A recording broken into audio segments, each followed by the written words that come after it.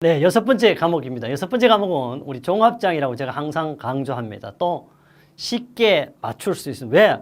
열심히 했으니까 쉽게 맞추기, 어렵게 맞추는 게 아닙니다. 우리는 노력한 만큼 합격은 점점 다가오고 있습니다. 그래요. 여섯 번째 장은요, 제가 종합장이라고 항상 해요. 건설안전기술입니다. 101번째부터 120번까지 마무리를 장식하고 합격을 다 쉽게 말 좀 당겨주는 과목이요. 첫째, 그물크의 크기가 5cm입니다. 우리는 방망이 그물크의 크기는 5cm와 10cm가 있는데 5cm 매듭 방망사의 폐기 시 인장 강도의 기준으로 오른 것은 인장 강도는 60kg가 되겠습니다. 그래서 인장 강도라는 것은 잡아 당겼을 때를 말합니다. 그래서 바로 조금 더 보면요.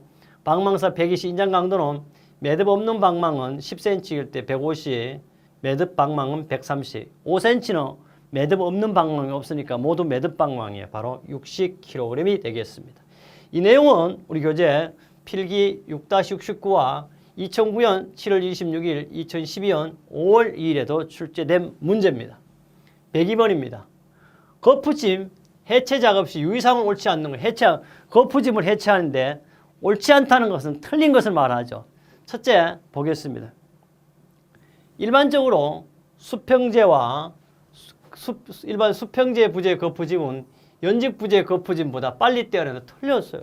이래 됐잖아요. 이게 수평 아닙니까? 이게 연직 방향이에요. 항상 일반적으로 수평 부재 거푸짐은 연직 부재 거푸짐보다 빨리 떼요. 요걸 빨리 떼는 게 아니고 항상 요놈을 빨리 떼요. 왜? 거푸짐 일반적으로 연직 부재를 먼저 떼요. 그 이유가 있어.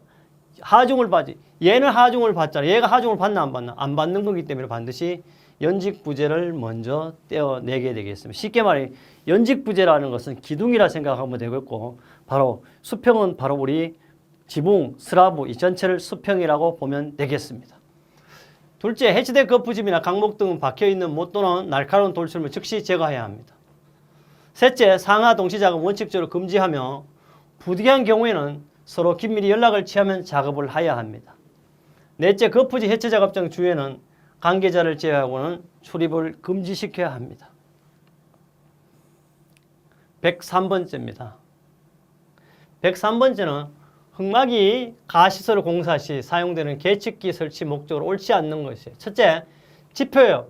지표 치마기에는 말 그대로 지표면 치마량을 측정합니다. 수위계는요. 집안 내 지하 수위 변화를 측정합니다. 하중계는 상부 적재 하중의 변화를 측정이 아니고 하중은 인장 강도를 측정합니다. 보겠습니다. 하중계는 흙막이 볕에 작용하는 토합이라든지 토류, 어스앵크 등 인장력 얼마나 쉽게 말해서 잡아당길 때 견디는 걸 우리는 말합니다. 이걸 가지고 틀렸어요. 지중경사계는 지중호 수평변이량을 측정하는데요. 특히 이 계측장기의 종류는 꼭 한 문제씩 출제되는 문제가 되겠습니다. 이 내용 보면 계속해서 출제된 내용이 이렇게 많습니다. 우리 바로 2016년부터 19년까지도 출제되었습니다. 104번째 문제인데요. 다음 가설 통로를 설치하는 게 준수사항에 갈로 안에 알맞는 숫자를 고르면서 건설공사에 사용되는 높이 8m 이상인 비계단위는 7m 이내마다 뭐를 설치한다? 쉬어갈 수 있는 계단참을 설치해야 합니다. 이 내용 역시 높이 8m, 7m 이렇게 만들어 두었고요. 2017년부터도 2019년까지 계속 출제되는 문제 되겠습니다. 105번입니다. 건설업 산업안전보건관리비 사용 내역에 대하여 수급인이나 자기공사자는 공사 시작 후 몇 개월마다 1회 이상 발주자 또는 감리원의 확인을 받아야 하면 항상 6개월마다 확인을 받아야 합니다. 수급인 또는 자기공사자는 안전관리 사용 내용에 대하여 공사 시작 후 6개월마다 1회 이상은 발주자 또는 감리원의 확인을 받아야 하고 다만 6개월 이내에 공사가 종료되는 경우에는 종료 시에 확인을 받아야 합니다.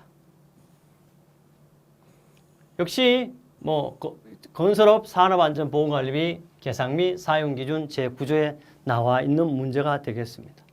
106번입니다. 차량계 하역 운반기에 하물을 적재하는 경우 준수할 사항으로 옳지 않은 겁니다. 차량계 하역 운반기에 하물을 적재 싣는다 말 이렇게 하나 둘 이렇게 포대에 싣겠죠. 첫째, 옳지 않는 거니까 틀린 거예요.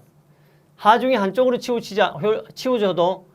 치우쳐도 효율적으로 적재되도록 할 거거든요. 말도 안 됩니다. 한쪽으로 기울어지는데 어떻게 효율적 적재가 되겠습니까? 불가능한 얘기죠. 답이 1번이고요. 둘째, 군의 운반차 또는 화물 자동차의 경우 화물의 붕괴 또는 낙하에 의한 위험을 방지하기 위하여 화물에 로프를 거는 등 필요한 조치를 해야 하겠습니다. 맞습니다. 셋째, 운전자의 시야를 가리지 않도록 화물을 적재할 것. 최대 적재량을 초과하지 않도록 해야 하겠습니다. 해설에 하중이 한쪽으로 치우지 않도록 해야 되고, 이 내용 역시 2017년부터 19년까지 출제된 문제고요. 산업기사에. 그 다음 산업안전보건기준에 관한 규칙 393조에 화물의 적재로 명쾌하게 잘 나와 있습니다.